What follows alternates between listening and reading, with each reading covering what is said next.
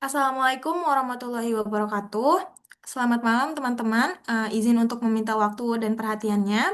Kami dari kelompok 10 akan mempresentasikan proyek mata kuliah User Experience, yang dimana pada proyek kali ini website yang kami analisis adalah website lpmpp.unila.ac.id dengan menggunakan metode Design Thinking. Sebelumnya, izin memperkenalkan diri, saya Angliani Lutfiaratu dan teman-teman saya yaitu Syahrul Gufron, Alfikri Deo, dan juga Nabila Cairunisa.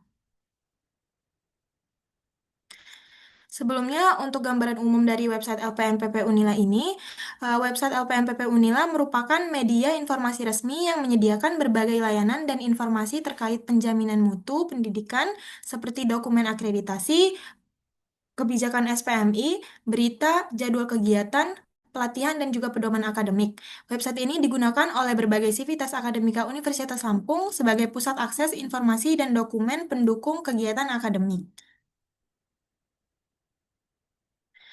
Untuk metode yang digunakan adalah design thinking, yang dimana design thinking ini merupakan metode pemecahan masalah yang berfokus pada pengguna atau user centered dengan cara memahami kebutuhan, perilaku, dan pengalaman pengguna secara mendalam. Kemudian mendefinisikan masalah secara jelas, serta mengembangkan berbagai solusi kreatif yang diuji dan disempurnakan secara berulang atau iteratif hingga diperoleh solusi yang paling efektif, inovatif, dan juga sesuai dengan kebutuhan pengguna. Yang dimana untuk design thinking ini sendiri ada beberapa tahap, yaitu ada empathize, define, ideate, prototype, dan juga testing. Untuk tahap pertama yaitu tahap empathize yang dimana merupakan tahap awal dalam metode design thinking yang bertujuan untuk membangun pemahaman mendalam terhadap pengguna website LPMPP Unila, yang dimana pada tahap ini kelompok kami melakukan observasi langsung terhadap website lpmpp.unila.ac.id untuk mengidentifikasi perilaku, kebutuhan, serta kendala yang dialami pengguna secara nyata. Nah, dari hasil observasi yang telah kami lakukan, terdapat empat fokus utama, yaitu yang pertama, navigasi kurang efektif dan juga terstruktur, yang dimana kategori menu ini memiliki fungsi yang serupa dan daftar drop-down terlalu panjang. Yang kedua, ada tata letak atau layout yang kurang sesuai, yang dimana halaman utama lebih menyerupai seperti portal berita daripada portal layanan akademik. Yang ketiga, minim tombol akses cepat atau call to action, karena tidak tersedia jalan pintas menuju fitur atau layanan utama lembaga.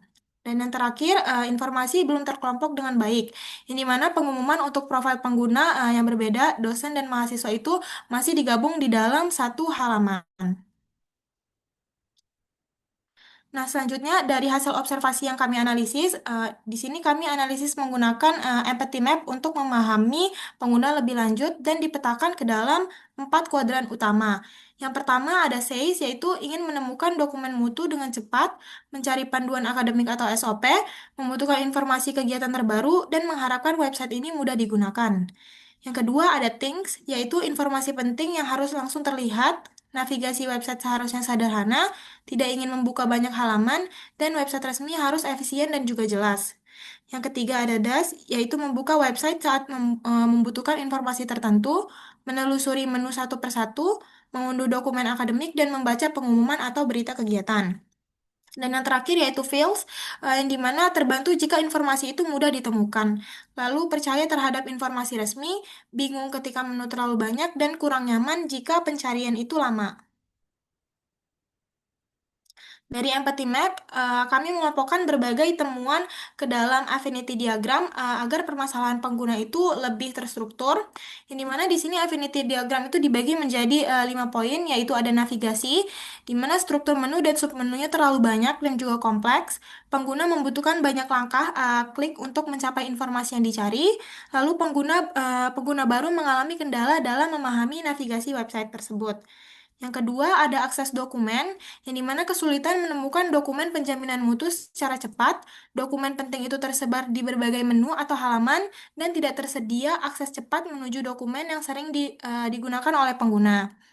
Yang ketiga, yaitu pencarian informasi, yang dimana fitur pencarian informasi ini kurang efektif dan hasilnya sering tidak relevan.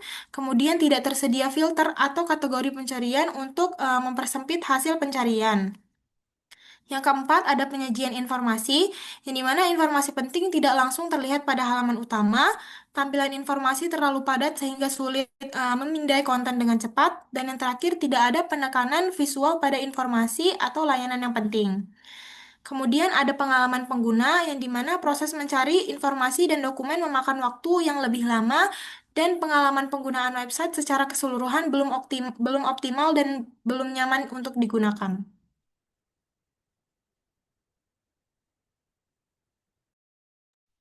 Oke, baik. Selanjutnya di sini kita masuk ke tahap kedua, yaitu tahap define. Yang dimana untuk tahap define itu sendiri, itu tahap untuk merangkum hasil observasi atau empathize yang telah dijelaskan sebelumnya untuk menjadi inti masalah utama yang jelas dan spesifik, sehingga dapat menjadi dasar dalam merumuskan solusi yang tepat pada tahap selanjutnya, serta membantu menentukan fokus perbaikan yang sesuai dengan kebutuhan pengguna itu sendiri. Oke, next. Nah, di sini untuk user persona yaitu merupakan target dari pengguna yang diilustrasikan terhadap pengguna dari website LPMPP itu sendiri. Yang dimana di sini kami menggunakan dua dua user persona, yaitu persona satu yaitu mahasiswa dan persona dua dosen. Yang dimana untuk di sini untuk mahasiswa itu sendiri dia itu seperti yang terlihat di sini memiliki beberapa karakteristik masing-masing yang berbeda satu sama lainnya dari bio, goal, skill, motivation, personality, dan hobi itu sendiri. Oke, next. Nah, di sini ada pain point pengguna yang kami rumuskan, yaitu terdapat 9 point pengguna. Yang pertama yaitu kesulitan menemukan dokumen penjaminan mutu secara cepat. Kemudian poin kedua yaitu mengalami kebingungan akibat banyaknya menu dan submenu. Poin ketiga, kesulitan melihat informasi penting secara langsung di halaman utama. Kemudian poin empat itu membutuhkan beberapa langkah untuk menemukan informasi tertentu. Kemudian poin kelima yaitu mengalami kendala memahami navigasi website, terutama pengguna baru. Kemudian poin keenam yaitu tidak menemukan akses cepat menuju dokumen yang sering digunakan. Kemudian poin ketujuh yaitu mengalami proses pencarian informasi yang kurang efisien. Kemudian poin kedelapan yaitu membutuhkan waktu lebih lama karena tampilan informasi yang sangat padat. Kemudian untuk poin yang terakhir yaitu merasakan pengalaman pengguna website yang belum optimal. Oke, next. Nah, di sini kita menyatakan permasalahan terkhusus untuk website LPMPP itu sendiri. Jadi mana pengguna Sivitas Akademika Universitas Lampung tersebut membutuhkan website LPMPP yang memiliki navigasi sederhana serta akses informasi yang cepat dan terstruktur karena pengguna sering mengalami kesulitan menemukan dokumen dan informasi akademik akibat struktur menu yang kompleks dan penyajian informasi yang belum optimal. Oke, next. Nah, di sini merupakan poin how might we atau apa yang perlu kita sajikan untuk bagaimana untuk masuk ke tahap ideasi nantinya. Yang di mana di sini kita membagi untuk poin-poin tersebut terhadap poin how might we itu sendiri. Yang di mana untuk poin-poin P1 dan P6 yaitu tentang menemukan kesulitan dalam mengakses secara cepat. Di sini how might we-nya itu sendiri mempermudah pengguna menemukan untuk bagaimana jika kita mempermudah pengguna menemukan dokumen penjaminan mutu dengan cepat. Kemudian untuk poin P2 ada poin P4 yang berfokus pada pemahaman navigasi. Di sini home IP-nya itu bagaimana cara kita menyederhanakan struktur navigasi website agar mudah dipahami oleh pengguna, terutama termasuk pengguna baru itu sendiri. Kemudian untuk poin ketiga dan poin kedelapan tetap kesulitan dalam membaca informasi. Di sini home IP-nya itu bagaimana untuk menampilkan informasi yang penting secara lebih jelas dan terstruktur pada halaman utama. Kemudian untuk poin kelima dan poin ketujuh tentang yang fokus untuk proses pencarian informasi tersebut, home nya itu bagaimana untuk kita meningkatkan efisiensi pencarian informasi pada website LPMPP. Kemudian untuk poin ke terakhir, yaitu poin ke-9, tentang merasakan pengalaman penggunaan website yang optimal. Di sini home nya itu bagaimana cara kita menciptakan pengalaman pengguna website yang lebih nyaman dan efektif. Oke, next. Nah, di sini terdapat user map journey, yaitu perjalanan user dalam mengakses website itu sendiri. Jadi mana di sini memiliki beberapa fase, itu ada 4, itu untuk membuka website dengan entry, yang dimana di sini memiliki eh, ada tindakan atau doing, ada pikiran yaitu thinking, perasaan atau feeling, kemudian hambatan atau pain point, dan peluang solusi atau opportunity. Yang mana untuk membuka website itu sendiri, dia itu mengakses URL, kemudian terdapat pemikirannya itu untuk membutuhkan apa halaman mutu yang langsung muncul. Kemudian ada perasaannya yaitu netral, kemudian untuk hambatan. pain point itu informasi penting tidak langsung terlihat pada halaman utama. Kemudian untuk peluang itu sendiri menampilkan informasi dan fitur penting secara langsung di halaman. Kemudian untuk pain point yang selanjutnya itu ada menelusuri menu, untuk navigasi itu untuk mengarahkan dan menelusuri menu, tapi di sini untuk hambatan itu mengalami kebingungan akibat banyaknya menu dan submenu yang kompleks. Kemudian untuk poin mencari dokumen itu, dia itu untuk mencari halaman informasi untuk mengunduh dokumen. Nah, di sini perasaan to feeling itu yang dapat dikatakan itu berubah, yaitu karena dia menurun, karena dia itu tampilannya padat dan tidak adanya akses cepat atau shortcut menuju dokumen tersebut. Makanya kita harus menyediakan fitur pencarian yang efektif. Kemudian untuk poin yang terakhir yaitu untuk mengunduh file itu menemukan dokumen SPMP yang dicari untuk mengetik tombol unduh. Nah, di sini dia itu standar untuk fillingnya karena dia itu membutuhkan beberapa langkah klik ekstra sehingga proses yang kurang efisien. Oke, next. Nah, di sini untuk proses use case diagramnya itu sendiri, yang dimana untuk sistem LPMPP Unilai sendiri, kami menggunakan tiga aktor, yaitu mahasiswa, dosen, dan pengunjung. Yang dimana untuk penggunaan use case diagram itu sendiri, kami memfokuskan terhadap poin-poin penting yang berlaku dominan dari setiap penggunanya untuk menggunakan apa saja yang sekiranya perlu dari dari website yang ada di LPMPP itu sendiri.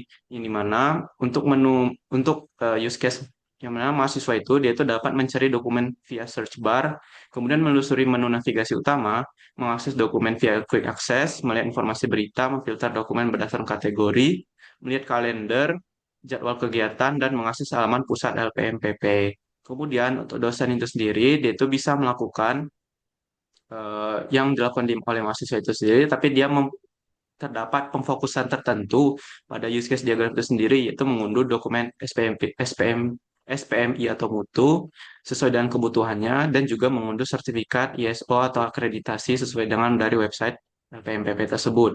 Kemudian untuk pengunjung itu sendiri, dia itu difokuskan pada 4 menu use case, yaitu untuk menelusuri menu navigasi utama, melihat informasi beranda, kemudian mengunduh sertifikat akreditasi sebagai pengecekan dari universitas tersebut. Yang terakhir untuk melihat detail profil LPMPP sebagai pengetahuan. Oke, next. Oke, baik. Untuk tahap IDS selanjutnya akan dijelaskan oleh teman saya.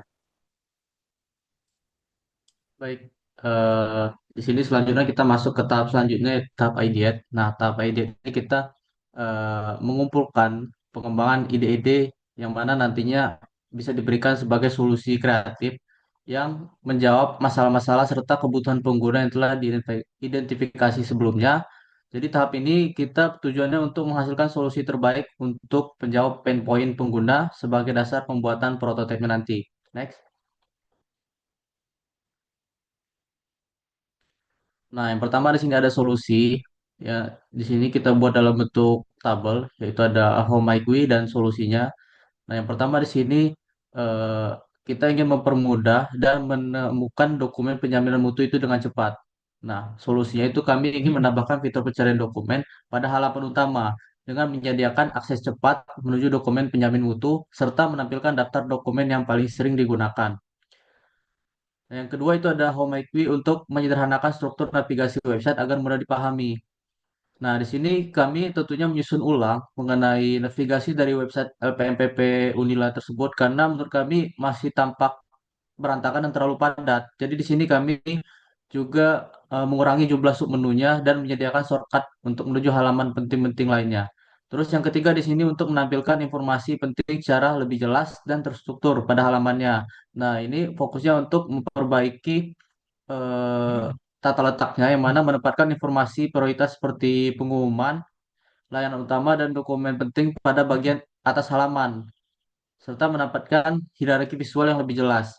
Yang keempat di sini meningkatkan efisiensi pencarian informasi pada website website LPMPP. Jadi di sini kami ingin mengoptimalkan fitur pencariannya dengan menambahkan kategori dan filter pencarian untuk mengelompokkan informasi berdasarkan kebutuhan pengguna. Yang terakhir di sini Home Make Me untuk menciptakan pengalaman pengguna website yang lebih nyaman dan efektif. Jadi kami di sini melakukan desain ulang antar muka websitenya itu dengan tata letak yang lebih rapi dan terorganisir dengan mengurangi kepadatan informasi pada halaman serta meningkatkan konsentrasi desainnya agar pengguna dapat mengakses informasi itu lebih nyaman dan efisien. Next. Nah, di sini kita masuk ke user flow-nya. Nah, di sini kami tentunya membuat user flow-nya untuk yang pertama itu pencarian dan penggunaan dokumen mutu.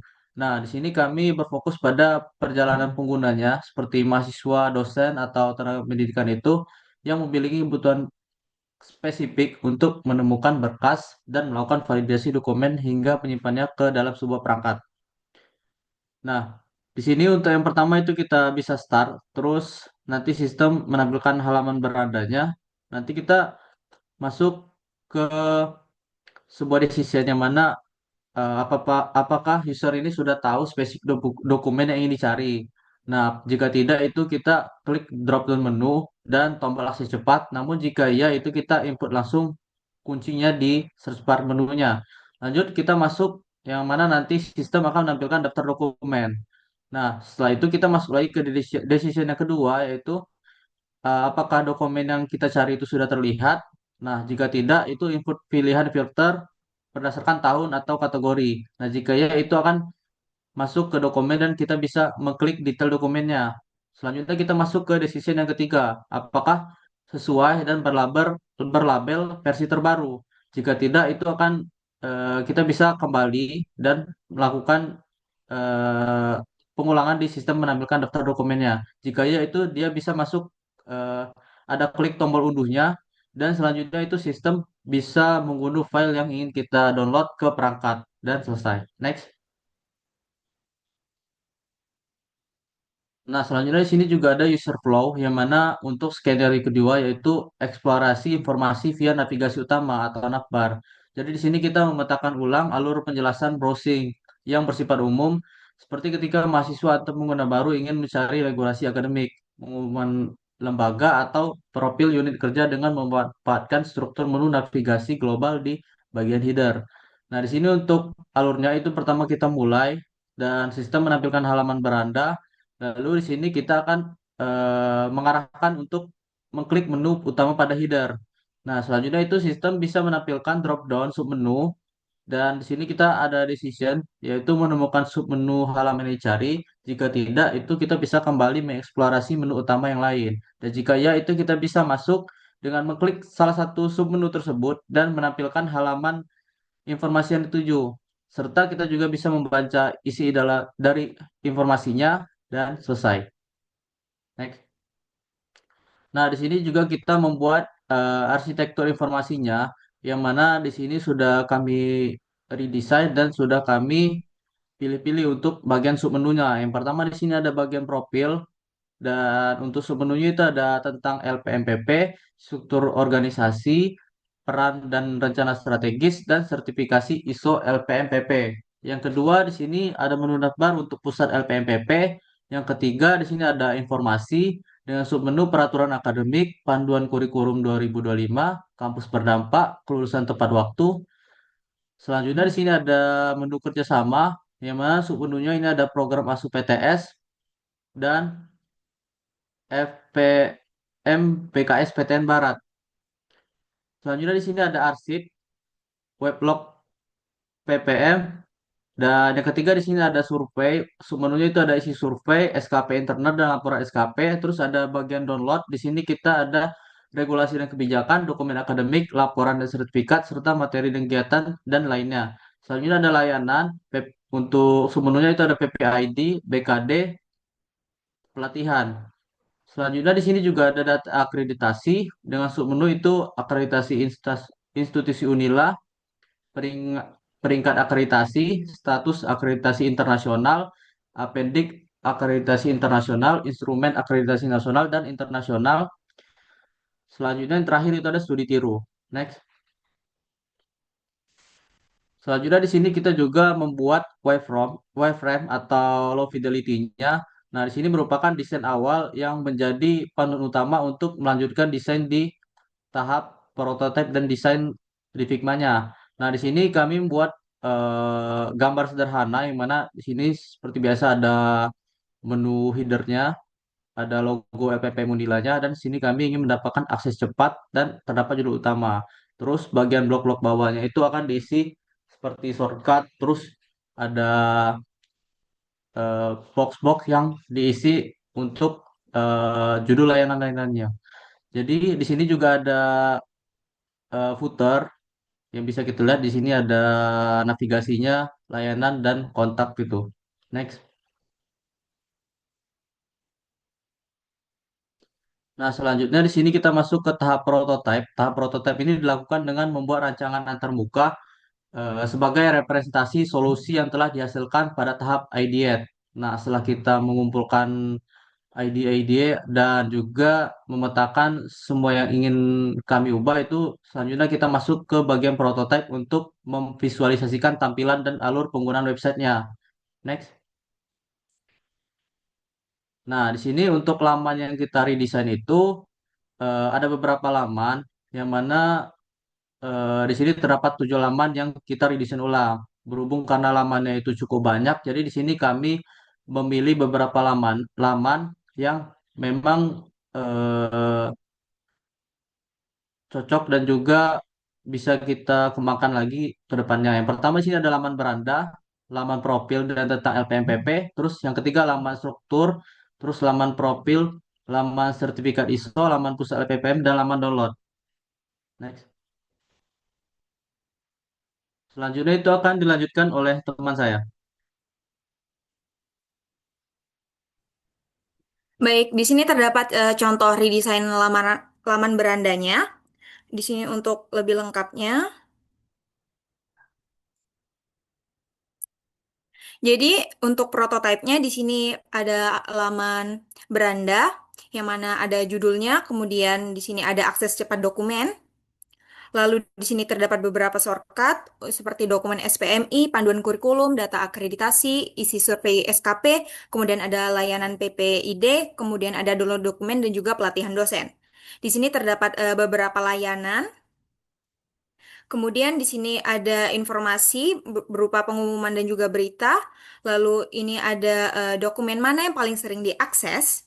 Dan juga di sini ada data akreditasi dari LPMPP Unila ini sendiri.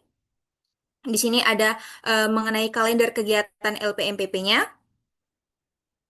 Kemudian di sini terdapat kita bisa pilih untuk yang laman profil, itu kita coba buka untuk yang laman tentang LPMPP. Untuk isi dari laman LPMPP ini, tentang LPMPP ini, itu berisi sejarah dan perkembangan dari lembaganya. Kemudian di sini juga terdapat visi dan misi dari LPMPP itu sendiri.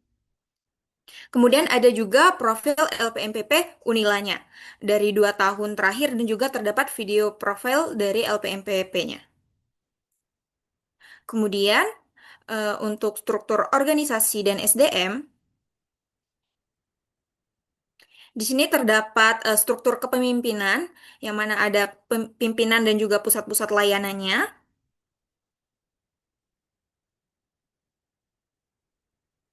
Kemudian ada data-data dari tim tenaga ahli LPMPP ini sendiri, yang mana terdapat beberapa tenaga ahli. Kemudian ada dasar hukum penetapan dari pimpinan-pimpinan LPMPP ini. Kemudian untuk laman peran dan rencana strategis, di sini terdapat tugas dan fungsi dari LPMPP, kemudian ada peran struktur organisasinya, dan juga ada Renstra LPMPP dari tahun 2025 hingga tahun 2029 yang berupa dokumen yang dapat diunduh. Kemudian untuk sertifikat ISO, di sini merupakan laman untuk sertifikat ISO yang telah didapat, yang dapat diunduh juga. Kemudian kita lanjut ke halaman pusat LPMPP. Jadi di laman pusat LPMPP ini berisi daftar-daftar pusat LPPMPP yang mana setiap pusatnya ini berisi dari profil dan juga nama dari kepala pusatnya dan juga lengkap dengan tugas-tugas yang dilakukan setiap pusatnya. Selanjutnya yang terakhir itu mengenai laman download. Jadi laman download atau pusat unduhan ini merupakan laman yang digunakan untuk mendownload semua berkas-berkas yang ada di website LPMPP ini. Jadi semuanya akan digabungkan di laman download ini sehingga pengguna nanti hanya perlu mencari secara spesifik secara spesifik dokumen yang diperlukan melalui search bar-nya.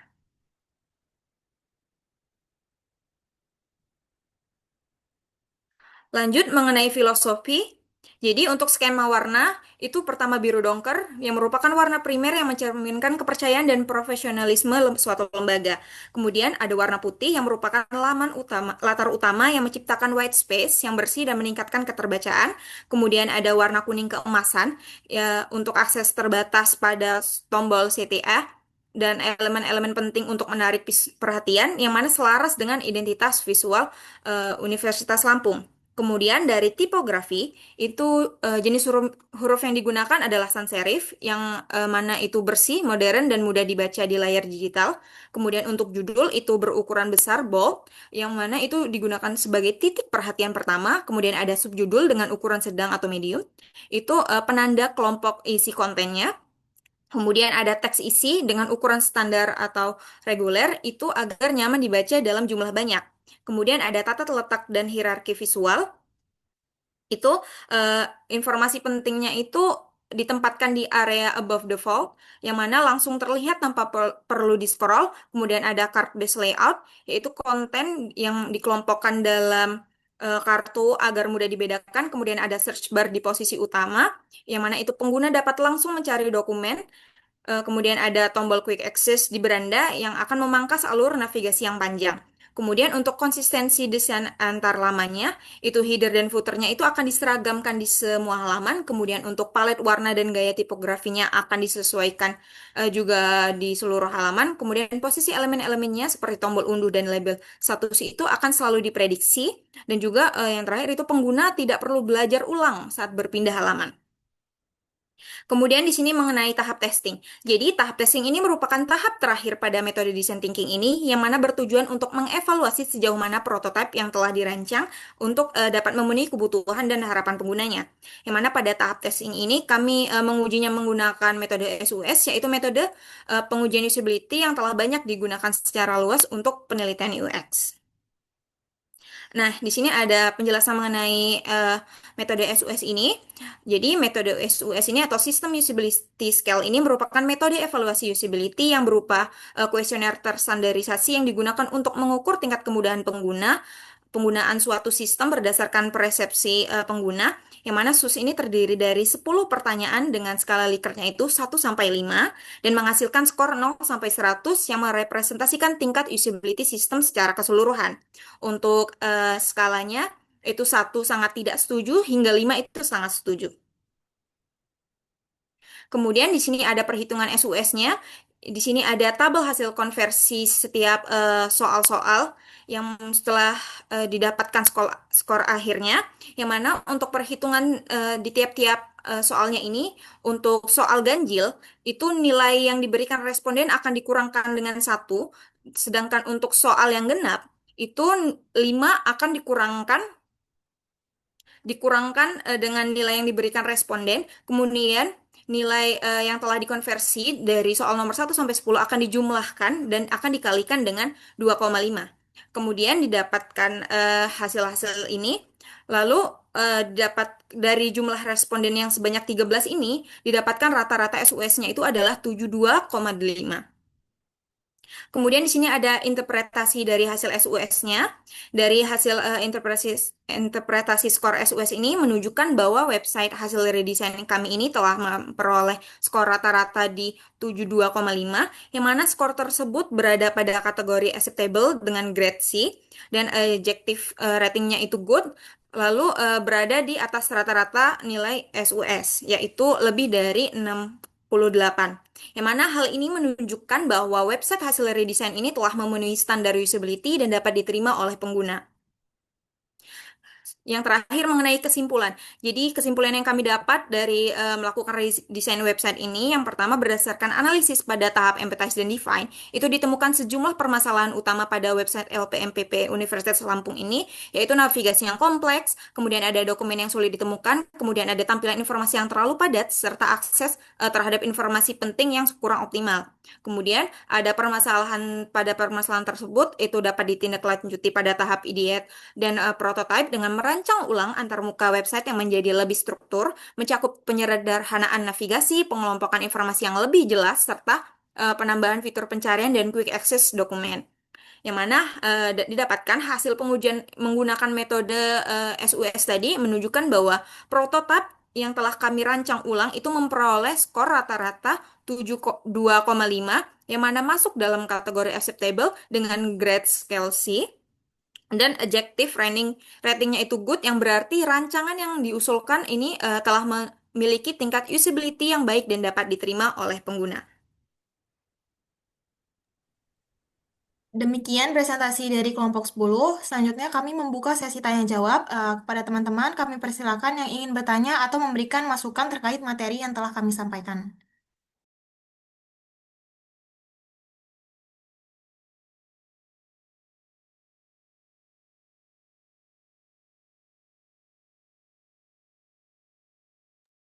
Boleh, Mutiara? Izin ya teman-teman, jadi saya Mutiara Karunisa, izin bertanya, boleh balik ke slide ini nggak, user persona?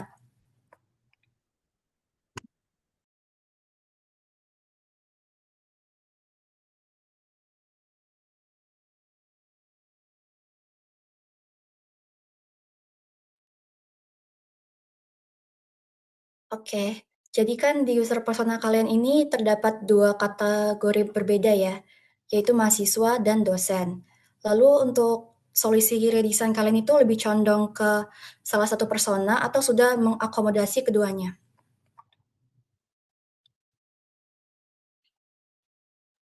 Baik, akan kami tampung dulu. Apa masih ada pertanyaan dari teman-teman sekalian?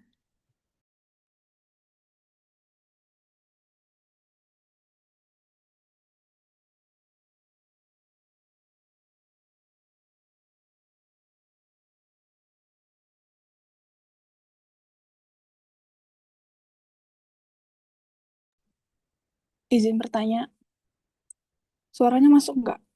Masuk, boleh, Iin? Mau lihat yang affinity diagram kalian tadi? Nah, di diagram affinity kalian ini kan ditemuin 5 klaster permasalahan. Dari kelima klaster tersebut, mana yang kalian anggap paling kritis dan kenapa alasannya? Nah, itu aja. Baik, mungkin cukup untuk 2 pertanyaan. Eh, saya izin menjawab untuk pertanyaan dari Bu Tiara tadi mengenai user persona. Dia kan bertanya, ini kan ada dua user persona, apakah ada kita lebih condong ke salah satu gitu? Jawabannya itu tidak, karena dari solusi redesign yang kami rancang itu kami tentunya berusaha mengakomodasi kedua user personanya. Yang mana seperti mahasiswa itu dia kami menambahkan fitur pencarian yang lebih efektif dan sederhana agar informasi akademik itu mudah ditemukan. Jadi mahasiswa itu bisa lebih cepat untuk menggunakan fitur pencariannya. Sedangkan untuk dari sisi dosennya itu kami juga menyediakan fitur-fitur seperti quick access untuk dokumen mutu dan akreditasi yang mana di situ kami meletaknya langsung di halaman utamanya agar memudahkan si dosen atau si personanya. Nah, jadi untuk redesign yang kami rancang ini sudah mengakomodasi dari kedua user personanya tanpa kita mengorbankan dari kebutuhan masing-masing gitu. Jadi sekian jawaban dari saya.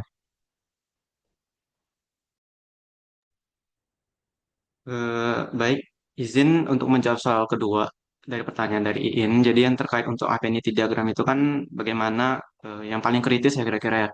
Nah, di sini kalau berdasarkan dari analisis kami, jadi yang paling yang krusial terhadap affinity diagram untuk bagian klaster navigasi. Kenapa? Karena dari keseluruhan ketika kami mengobservasi website tersebut, navigasi ini memiliki struktur yang sangat kompleks. Jadi itu mempersulit pengguna ketika menggunakan website tersebut untuk bagaimana di mana dia dalam mencari informasi tersebut. Maka di sini navigasi dikatakan paling krusial. Hal ini juga dibuktikan dari eh, bagian user journey map ini mana di situ merupakan salah satu titik paling tertinggi dari frustasi tersebut itu terletak di bagian pencarian navigasi itu sendiri. Mungkin itu saja yang dapat saya sampaikan. Baik, untuk teman-teman yang bertanya, apakah jawaban yang disampaikan sudah cukup menjawab pertanyaan yang tadi kalian ajukan? Cukup, cukup. Terima kasih. Eh, eh, s- Kalau seperti itu, demikian presentasi dari kelompok kami. Mohon maaf bila ada salah kata. Saya tutup. Wassalamualaikum warahmatullahi wabarakatuh.